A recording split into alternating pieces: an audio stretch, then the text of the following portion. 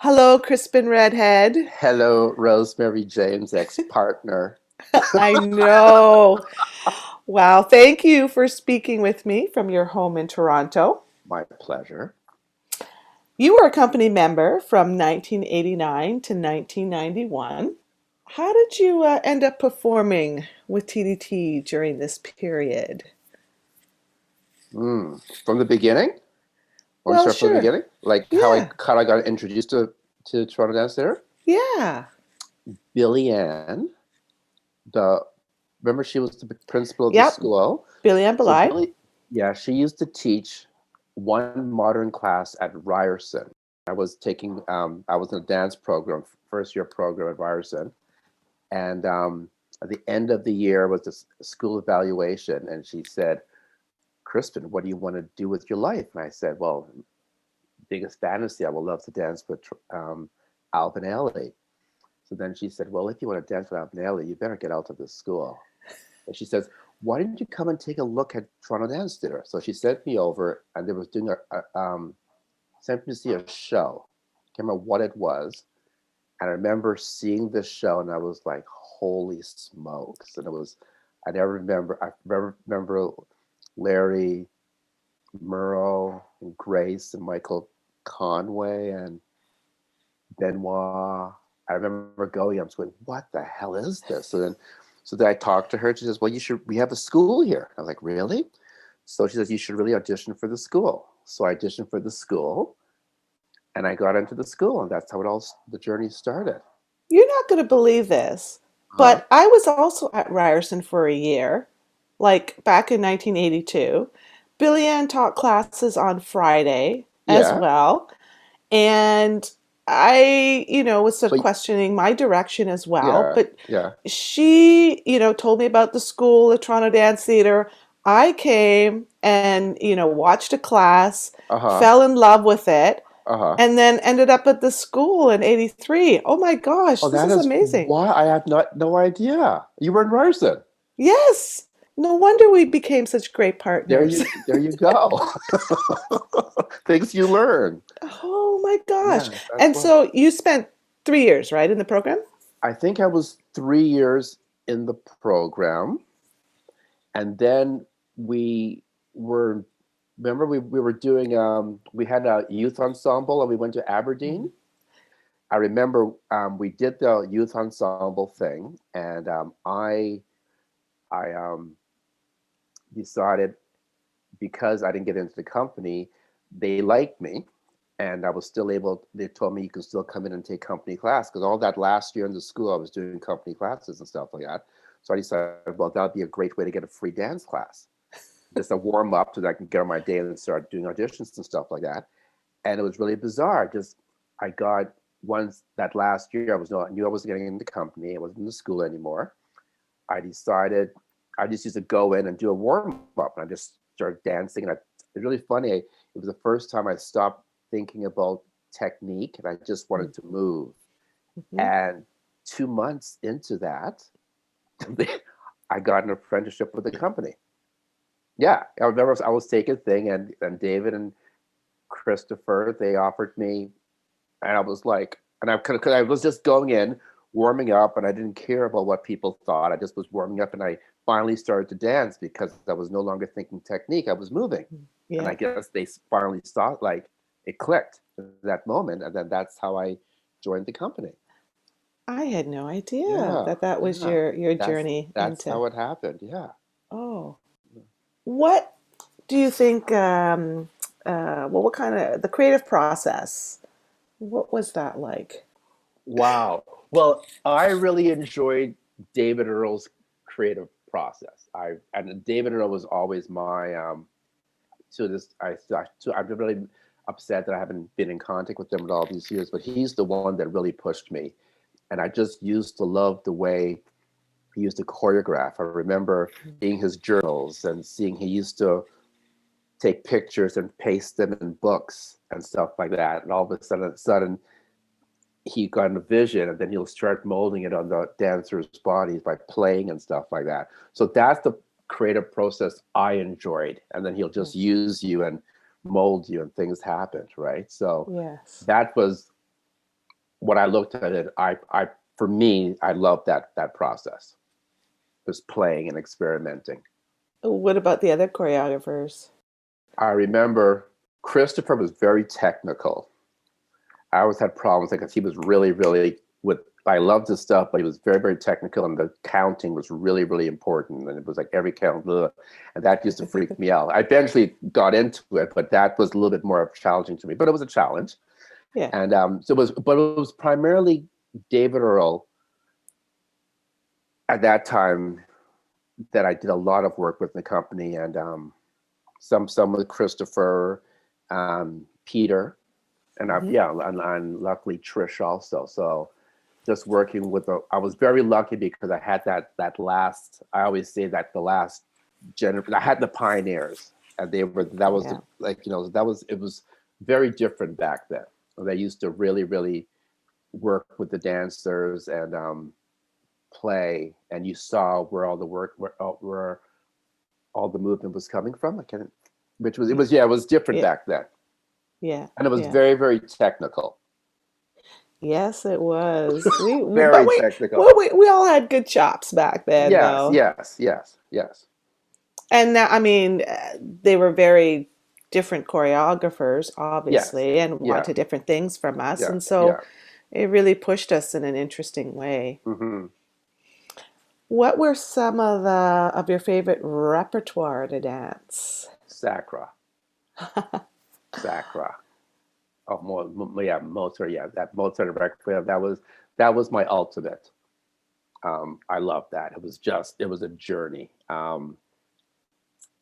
Failed was very special because that was my last piece that I did with TDT, and I remember with Graham and Sean that piece was created on the three of us, and how the whole thing was created. That was a those two pieces were my yeah. That was remember my last performance with Sean and Graham. I never forget that when the curtains went down because I knew it was my career was over. We just stood backstage and hugged. It was yeah. To this day, I never forget that. Can you talk a Mhm. little bit about Fiel? Because like the creation of it, do you remember? I Or remember it was such a but I remember Christopher having the three of us in the studio, and I think it was there was no music involved with it. I remember, and he just played with us the whole process of our weight and all this stuff, and then he brought in the music after the whole piece was choreographed, I believe, and it was all about trust. Um, yeah, giving your weight and just being able to trust the three of us. And it was really kind of really neat because the three of us, Sean and Graham and I, we all went through the school and we're very, very close friends. And to this day, I haven't seen Sean in quite a while or Graham in a long time, but that bond is still there between the three of us. So yeah, that was, and I still have that poster. I remember he made it into like a poster, and I have that in my studio. I remember because Field, I think, was the first section of the five sections that Christopher Yeah, had choreographed to. yeah, yeah, But the trio was the first one that he created. Because I remember yeah. him calling in people to come and watch Uh-huh. what he had made on the three of you, and Yeah. it was so beautiful. Yeah. Um, and I've had, the privilege of setting it on the dancers in the company and in the Uh-huh. school. So very Yeah. special time that piece Yeah. was created. Yeah. That was fun. I remember 15 heterosexual with you. Yes, I remember 15 heterosexual duets. Remember that one? Oh, yes. Oh my Oh, gosh. oh, Yeah. well, we were the black couple that opened the third section. Let's just put it on the Let's table and put it there. say it. I mean, All in white. yes.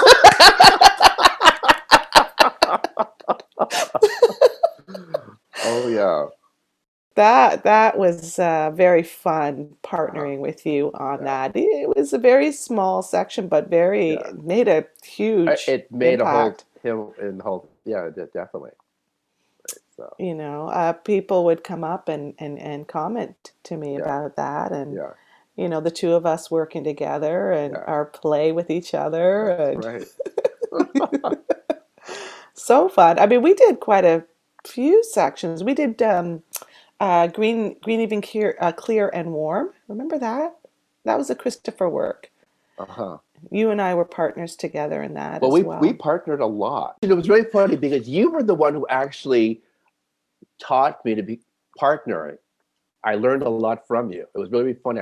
That's how I learned how to partner and stuff like that. I remember we used to have little fights things because you would want to do more and you wouldn't let me, and we learned. And no, I have to admit, I did learn a lot from partnering from you. I think that's how I became. I think I did after those few years in the company. I remember people felt very comfortable with me partnering them. So no, that was a great experience. Yeah, and we would work on our lunch hours, Oh yeah, oh yeah. like to get those coordinations and things. Oh, We would, that's right. That's right. yeah, Yeah, yeah. We really wanted it. We wanted to that's right. perform it to the best of our abilities. That's right. So we did a lot of touring together. We did a lot because those were the years when TDT toured. We that was It was a lot of touring. We were very lucky. What were some of your favorite tours? Belgium. Well, Belgium. that European tour. So I remember we ended up in Lisbon, Portugal, Lisbon, and we Yes. did Belgium and France. France. I remember we were in Spain, but something got screwed up with the performances, so they put us up in Sitges for a week's vacation, which was amazing. And That's right. that was a really that tour was a great tour Yeah. because we were in Spain, Portugal, We went Belgium, France. France, Spain, Portugal. Yeah, that was my favorite tour. Yeah, never Mine forget that one. too. I Yeah, think that was my first time ever to Europe. actually, mine too. Yes, that's how I got into traveling after like I left the company and stuff like that. I was able to start traveling was because that's how I fell in love with Europe. And I went back to a lot of those places over the years. So, how did you feel your experiences as a black performer were within the company? Did you feel, accepted, or were there challenges? Um, I was very lucky because I remember TDT being this multicultural company. Because when I saw it, I remember like, as I said, Larry and Alden Small and Merle and Grace? Grace. I wasn't in the company when she was in the company, but I Yeah, remember all these people, right? And when I got yeah. into the company, it was like Larry and Allman and Willie and Hmm. yourself. So it for me, it was very inclusive. Nothing was cast on color. It was all about being right for the part. And we were a very small company, so like 12 of us. Hmm. So it was a very positive experience for me. And I've been thinking about that a lot, right? Because Hmm. since the Black Lives Matters and all that stuff, my experience in dance and stuff like that. But I think in the community that we were with TDT, it was very inclusive. I didn't, even in the school, I never felt um, you didn't see color. Yeah, Like, that's what one of the beautiful thing of the company back then. yeah. Did you like did you feel any way like No, I didn't. I was just curious if you had any thoughts yeah, about that. yeah, no. But I also, we were talking maybe like a while ago, about our like Leary and And Merle. Merle, and Oh, having them as role models that's and right. to look up to, Yeah. and to almost Because kind of emulate because yeah, they'd because been there. they were been there for a while and they were the stars. Yeah. And so that's who that those were my people that I looked up to, who I inspired to, who I wanted to be like them. So I had that, and they looked like me. which was Yeah. fantastic, right? Yeah. So Exactly. yeah, And they were so professional. They were yeah, such artists. yeah. So once you left in 1991, hmm what was your journey after that? Ooh, the transition was not very. It was very very hard. Because I was injured. That's why I had to stop dancing of my knee, and it was really, really funny because I remember dance was my life. That's all I did, and I started dancing at a very late age too. So in the like from Ryerson, how old was I? 19 years old or something like that. Mhm. Till age, when did I leave the company? I was like almost 30, 31. Did I hit 30 yet? I can't remember. But anyways, that poor, my whole life was dance. All my friends were dancers. Everything was dance, dance, dance, dance, dance. And when I got injured, I was pretty much left alone. And I had to transition, which Mhm. was very, very difficult. And I always tell young dancers, I don't know if I think it's still around, but a lot of the young dancers don't use it, that the dancer transition center, That's right. Yep. they really helped me. Like Oh. I remember going there, like I got my driver's license through them, and they did a Mm. evaluation of me and what jobs would be good suited for me and all this stuff. And it was all about fitness. And that's how I got into the fitness industry through there. And I started, making my journey through the fitness industry. But that those couple of years were really tough, especially the first year coming out of the company. I felt very, very isolated. And I think of it, and it's Mhm. very interesting now talking to a lot of dancers and stuff like that. I find when a dancer is injured, Mhm. a lot of the times, and it's not like an intentional way, but this is subconscious, a lot of dancers kind of gravitate away from that person. And or maybe me myself, I was gravitating away from my dancers friends because they were doing what I wanted to do and I couldn't do it. So, but I Mhm. remember I felt very, very alone, and it was that year. Now looking back at it and studying it, the whole thing and seeing things, I definitely went through depression. Because I remember Mm. for a year, I literally would get up in the morning, go for my physio, and then go back home and sleep. Mm. That was the whole year for me. And then I remember um, after the year, I start the Y called me because I was always the Y had always wanted me to be um, a dance teacher, but I could never do it because I was working, Mhm. and they knew I was injured, and so they offered me a job to teach like a recreational dance class at the Central Y. Mhm. And of course they weren't paying, so I said, well, I'll do it, but I want you to train me to become a personal trainer. So Oh. we did a little trade that way, and that's how I got into to personal training. And then when I was there working as a personal trainer, um, one of an aerobic champion, Canadian aerobic champion, saw me because I was teaching a fitness class or something. Guys, did you ever think of doing competitive aerobics? I was like, are you crazy? What's that? So he showed me these videos, and I saw this. I was like, wow, this is kind of cool. So I decided to do it, and he coached me for a year, and I entered into the Canadian national aerobic championship. It was a choreographed like 1 minute routine, like back in the days, like was very, very athletic and stuff like that.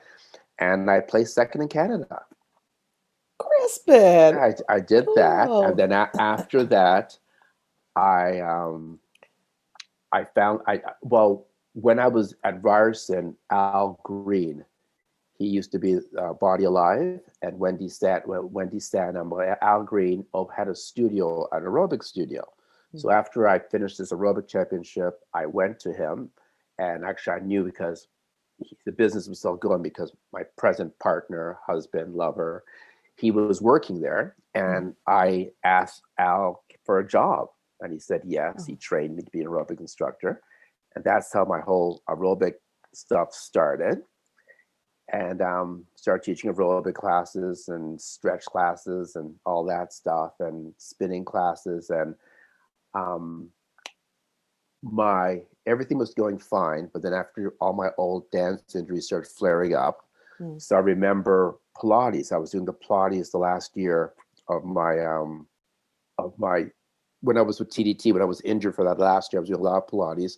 So I decided to go to Maura Scott. That's what she was like, had a small little studio, like was nothing. Mm. And told her, and then I decided to become a Pilates instructor on top of all that.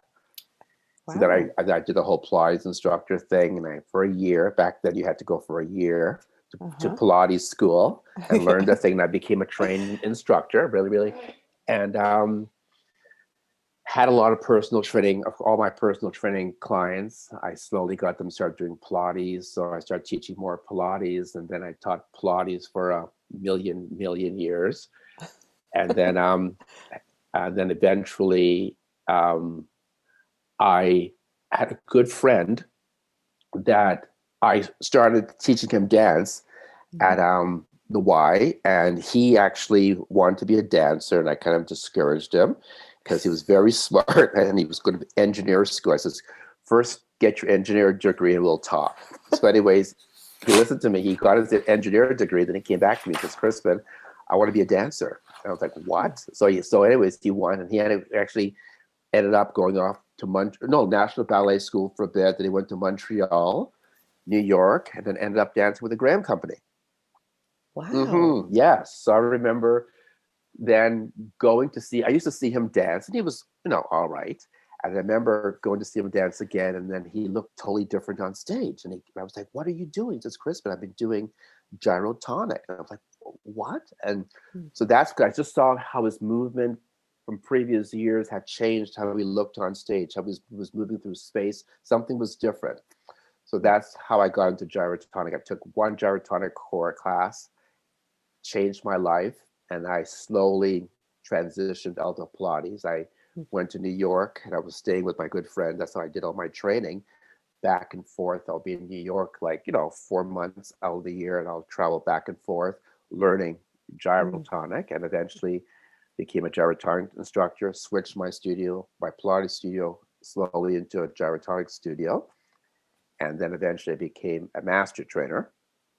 So now Wow. I get to I certify um, teachers. Well, I get them ready for the certification course. So I can all the courses are done through my studio, and I'm now Gyrotonic Toronto by Crispin. So that's how the whole journey started, and then through that, that's how I got my contact with National Ballet of Canada. Greta Hodgson started started taking classes with me. She was doing it for quite a while, and then she sent Guillaume Cote to me, and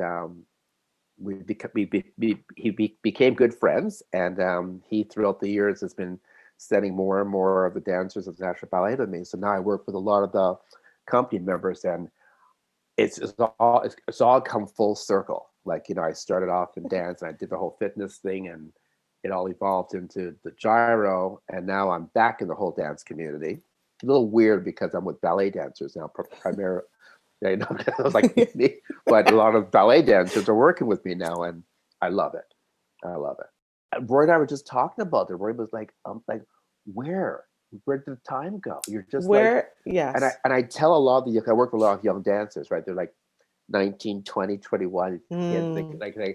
and I tell them, Yeah. enjoy it, because before, it's going to be like, you're going to see it go so quickly, and Yes. they don't understand.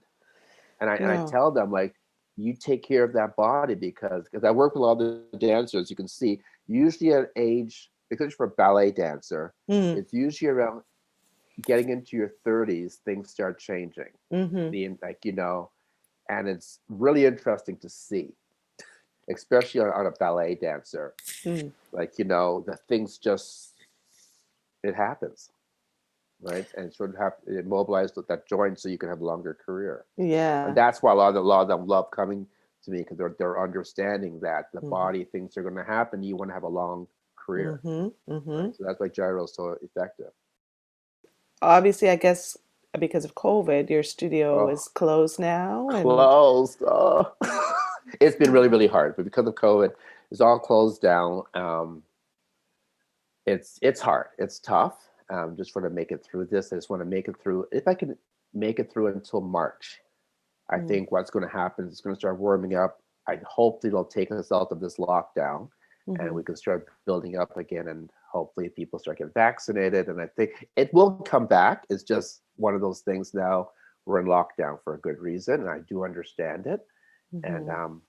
we will get out of this, and I can get back to doing my thing that I love doing. Well, it's been so lovely speaking with you and hearing about your experiences, Crispin, and listening to your journey and reconnecting with you.